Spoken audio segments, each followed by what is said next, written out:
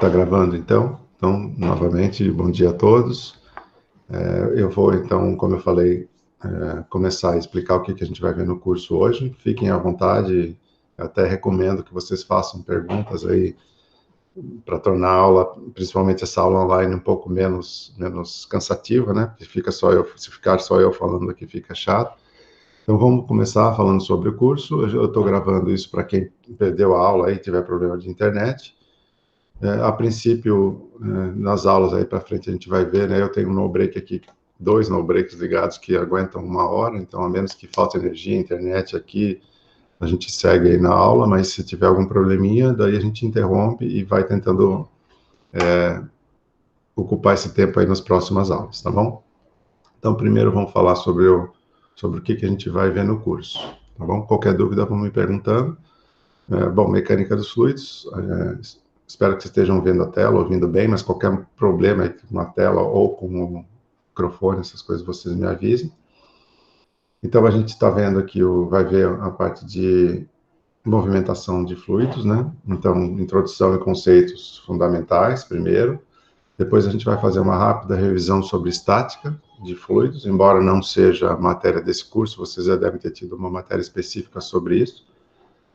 Tem alguns conceitos de estática que são importantes para a gente entender o fluido em movimento. Depois a gente vai começar a ver as leis básicas aí para estudar a movimentação de fluidos, né? Principalmente que a gente vai ver em MACFLU 1 da forma integral, eu vou explicar para vocês direitinho o que é isso, e através do estudo de um volume de controle. Tá? Tem várias formas de estudar a movimentação de fluido, essa é uma das mais tradicionais, e acho que a gente vai começar. Tá? Depois a gente vai ver algumas teoremas de transporte de Reynolds, aí, algumas leis, aplicação de lei, conservação de massa, conservação de quantidade de movimento, conservação de energia, assim por diante. Vai fazer a parte de análise dimensional e semelhança, que é bastante importante para a gente resolver problemas práticos aí de engenharia ligados à movimentação de fluidos. Vai estudar a parte de escoamento viscoso, incompressível e interno. Daqui a pouquinho eu vou explicar como é que a mecânica dos fluidos se divide, né? E a gente começa sempre com o mais simples. Primeiro, assumindo que o fluido é incompressível, ou seja, que a compressibilidade dele é baixa o suficiente para não afetar, né, o estudo. E depois a gente vai ver também que todo fluido é viscoso, mas quando a viscosidade é muito baixa, essas equações podem ser aplicáveis, né? E depois, escoamentos internos e externos, a gente vai explicar a diferença entre eles. Depois, a mesma coisa, mas com escoamentos externos. E vamos finalizar com máquina de fluxo, né? Essa máquina de fluxo é uma aplicação dos capítulos anteriores que a gente vai ver, né? A gente vai ver daqui a pouquinho que o curso está todo focado no livro, né? O texto base vai ser o do Fox, e a gente vai ver que esse máquina de fluxo é o capítulo 10 e ele aplica um pouquinho de cada um dos capítulos anteriores, né? E depois vocês vão ver em MACFLU 2, essas coisas, a parte complementar disso, que a gente começa a ver efeitos de compressibilidade e outros efeitos importantes, e a gente também passa a estudar a equação de forma diferencial e não da forma integral, tá? Mas não se preocupe se não estiver entendendo, eu vou explicar todos esses detalhes daqui a pouquinho nas transparências, tá? Então, em MACFLU 1, basicamente, a gente vai tentar entender a aplicação de equações na movimentação de fluidos, entender o fluido parado, entender o fluido em movimento, aplicar as leis de conservação para estudar quais os efeitos dessa movimentação de fluido. E aí a gente vai começar com aplicações mais simples, principalmente no início com fluidos considerados incompressíveis, interno e externo, e depois máquina de fluxo. E daí, no curso 2, a gente vai para a forma diferencial, onde a gente estuda detalhes do escoamento e também de escoamentos compressíveis, que é quando o efeito de compressibilidade passa a ser importante, tá? Então, em MACFLU 1 é essa previsão aqui de semanas que a gente vai ver, né? Introdução, estática, revisão das leis básicas da forma integral, para um volume de controle, análise dimensional e semelhança, que é o capítulo 7 do Fox, depois escoamento viscoso incompressível e interno, que é o capítulo 8, incompressível externo, que é o capítulo 9, e máquina de fluxo, que é o capítulo 10, né? Vocês vão ver também que a gente, da forma com que a gente fez essa divisão aqui na Unicamp, o capítulo 8 e 9 a gente vai dar parcialmente, né? Porque parte dele a gente vai ver depois, tá? Em MacFlu 2. Mas eu explico tudo isso também daqui a pouquinho em detalhes. De novo, qualquer pergunta, qualquer dúvida aí, vamos interrompendo, podem perguntar, tá? Bom, forma de avaliação é o tradicional, a gente vai fazer 2 provas, tá? Essas provas, eu não sei ainda se elas vão ser presenciais ou online, porque vai depender aí de como vai ser a volta aí da Unicamp esse semestre, está meio em dúvida ainda como que isso vai ser. O semestre passado foi todo, a prova foi feita online também, mas se for possível, a gente vai fazer a prova presencial. Se não for possível, a gente mantém a prova online, tá? E a gente vai fazer vários exercícios para nota ao longo do semestre. Eu vou explicar direitinho por quê, né? Esses exercícios são importantes, no meu ponto de vista, porque eles nos ajudam primeiro, ajudam vocês a resolverem os problemas práticos aí e já colocarem a mão na massa aí, não ficarem apenas ouvindo eu falar aqui. E depois servem também para mim, porque eu vou vendo como que vocês entenderam a matéria. E se tiverem algumas dúvidas básicas, eu volto e explico a matéria de novo, tá? Eu esqueci de falar aqui, eu não sei se o Kenji está aí, está presente. A gente vai ter um PED, que é o Kenji. Toda a comunicação nossa vai ser feita via Moodle, tá? Então ele já está inscrito lá no Moodle. Qualquer dúvida sobre o curso, vocês podem passar por lá, tá? É mais fácil do que passar e-mail, fica tudo registrado. Eu acho que ele não está aqui, senão ele teria respondido aí, mas ele ainda não está oficialmente, parece que ele vai ficar oficialmente só a partir dessa semana, mas qualquer dúvida sobre o curso, vocês podem falar com ele também, e ele que vai pôr todo o material no Moodle para vocês, tá?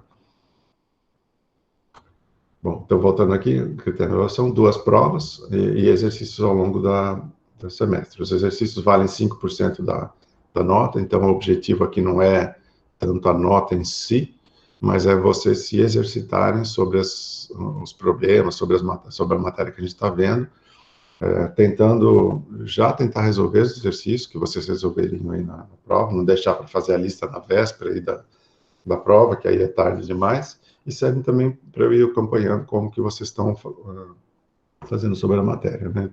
Então, lá na aula, quando a gente dá isso presencial, esses exercícios, eu peço para vocês não perguntarem para nenhum colega, tal, mas podem ficar à vontade para perguntar dúvidas para mim e para o Kenji, que a gente vai estar acompanhando aqui, porque o objetivo não é a nota em si, mas é vocês tentarem resolver os problemas, né? Formular os problemas, resolver, assim por diante, tá?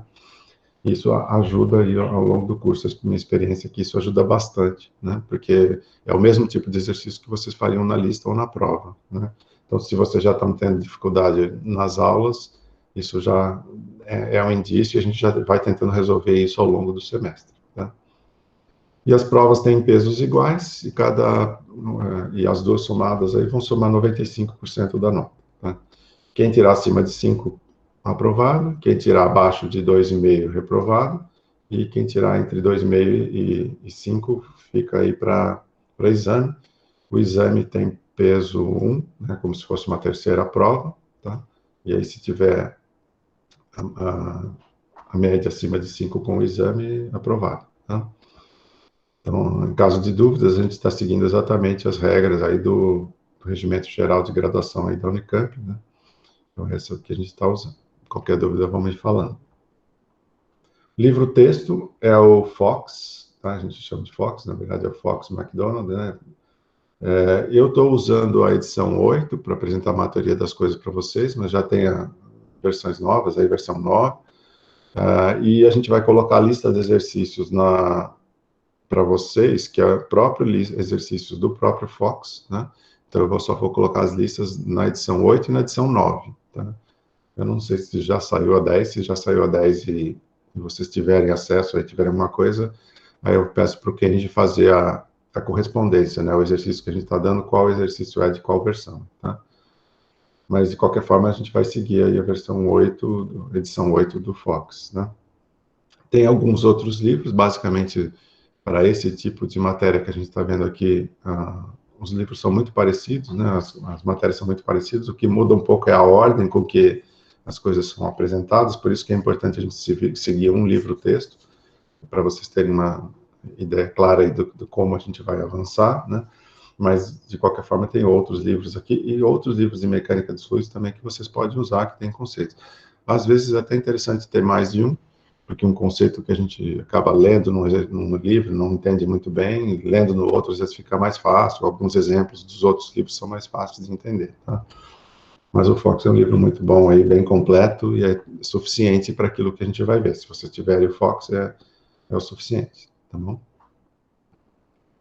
Bom, esse programa aqui que eu vou colocar assim que acabar a aula aí para vocês, ele tem os detalhamentos de todas as aulas, né? Aula 1, o que a gente vai ver, então o que a gente vai ver na aula de hoje, quais os feriados, a gente está com bastante feriado aí ao longo do semestre, por isso que vai acabar só no dia 15, lá de dezembro, o exame final, tá? Então tem a matéria até a prova 1, então, basicamente, na prova 1, a gente vai ver a parte introdutória, vai ver a introdução do curso nos capítulos 1 e 2, uma revisão de estática no capítulo 3, então, o capítulo 3 que dá estática, a gente não vai ver tudo, é só o que é suficiente para a gente, o que a gente vai precisar para o capítulo 4, tá? E o principal matéria da prova 1 é o capítulo 4, tá? Onde a gente vai estudar as leis, né, e as principais leis que vão ser importantes para a gente resolver problemas ligados à movimentação de fluidos. Logicamente, o capítulo 1 e 2 são importantes para a gente entender os conceitos, tá? Mas as leis em si, os problemas em si, estão lá no capítulo 4, tá? É o que a gente vai ver até a prova 1. Depois, na prova 2, eu não vou detalhar muito aqui, a gente vê a detalhe depois, mas a gente começa com o capítulo 7, que é entender análise dimensional e semelhança, que é muito importante para quem for trabalhar realmente com mecânica dos fluidos para frente, porque a gente faz uma relação entre o que acontece em diferentes dimensões. Então, se eu for estudar, por exemplo, a aerodinâmica de um avião, eu posso estudar isso no laboratório através de um avião de mesmas dimensões num túnel de vento. E a gente vai aprender a fazer a correspondência do que acontece no túnel de vento com o que acontece no avião em si, né? Como que eu uso os dados de um túnel de vento, de um experimento, de um tanque de provas, assim por diante, para aplicar isso na prática e no problema, tá? Então, a gente estuda como que a gente faz isso através de análise de dimensões, né? E como que a gente faz isso através da semelhança, que é a semelhança entre o laboratório e a vida real, tá? Depois a gente vai para a parte de capítulos 8, que é escoamento incompressível interno, que é bastante importante para quem vai estudar escoamento em tubulação, escoamento em válvulas, esse tipo de coisa, a gente vai ver ao longo do semestre. E depois o escoamento incompressível externo, que é o capítulo 9, onde a gente vê basicamente a parte de escoamento de forma simplificada ainda em McFlow 1, de camada limite, como é que se dá o escoamento ao redor de carros, de asas de avião, de uma esfera, de uma bola de futebol. A gente estuda alguns efeitos aí de aerodinâmica em objetos que estão se movimentando no ar ou ar ao redor dos movimentos, né? E no final a gente estuda a máquina de fluxo, que é bastante importante para muitas pessoas que fazem engenharia mecânica aí no estudo de bombas, de turbinas, esse tipo de coisa, como é que a gente aplica os conceitos de mecânica de fluidos nesse tipo de problema, tá? Logicamente, é tudo, como é um McFlow, é uma introdução, aí a gente vai ver ainda tudo de forma simplificada, mas o McFlow é bastante importante para a gente entender os conceitos que vão ser úteis aí para frente em qualquer tipo de resolução de problema, tá? Então, é isso que a gente vai focar aqui no curso, tentar passar para vocês os conceitos, porque fixados os conceitos para vocês, a gente consegue resolver os problemas de forma melhor lá para frente, mesmo que seja daqui a alguns anos, vocês vão ter os conceitos fixados, vocês vão lembrar como fazer, né? E não simplesmente decorar algumas coisas, é isso que a gente vai focar aqui. Entender os conceitos, entender o capítulo 4, que é o mais importante que a gente vai ver, que são as leis de conservação, porque qualquer conceito que a gente vai resolver, a gente usa essas leis de conservação para resolver os problemas, né? E depois a gente vai ver alguns exemplos de escoamento interno, escoamento externo, máquina de fluxo, assim por diante, tá? E depois em MacFlu 2, vocês avançam estudando escoamentos compressíveis, principalmente, tá? E aí escoamentos da forma diferencial. Eu vou explicar daqui a pouquinho nos slides aí o que é a forma integral e a forma diferencial. Mas a integral a gente estuda o problema como um todo, não se importando muito com o que acontece lá dentro do escoamento, e a diferencial, a gente vai estudar os detalhes do escoamento, então a gente estuda ou as partículas de fluido se movimentando, ou diferentes, ou pequenas regiões do espaço internas, aí onde a gente aplica as leis de conservação. Tá? Então é isso que a gente vai ver no curso. Depois vai ter, então, a prova 2, que cai nos capítulos 7, 8, 9 e 10. Para quem perder uma das provas, então ela não serve para substituir para quem fez, mas só para quem perder as provas, tá? Tem a prova substitutiva. A prova substitutiva, ela cai a matéria inteira, tá? Da prova 1 e da prova 2. E depois, no dia 15, tem o exame aí para quem ficar de exame, tá bom? Aqui só eu preciso corrigir, porque não é... Aqui, esse daqui tá errado, tá? Semana de estudos é de 8 a 12, acho que ficou do semestre passado, tá? Então, entre 6 e 15 é a semana de estudos. Não sei se ficou claro, tem alguma dúvida? Professor, bom dia, Bom dia. licença. Bom dia, Fica Rafael. uma dúvida em relação às notas. Aham. Eu tinha visto ali que, dos critérios de exame, se tirasse abaixo de 3 na P1 ou na P2, em tese teria que fazer o exame, né? Ah, desculpa, eu esqueci desse detalhe. Isso mesmo. Vai ficar de exame quem ficar com média entre 2,5 e 4,9, certo? E também quem for muito mal numa das duas provas, ou na prova 1 ou na prova 2. Se tirar abaixo de 3, também está de exame. Né? Entendi. Que é a regra recomendada aí pelo regimento da graduação. Tá? Beleza. Então, mesmo se eu, por exemplo, for mal no P1 e ficar com a média positiva, assim, acima de 5 na P2, conseguir passar, né? Mas na P1 abaixo de 3, aí eu teria que fazer o exame. Isso. Se você tirar 10 e 0, você fica de exame. Entendi. Né? Beleza. Obrigado, professor. Tá bom.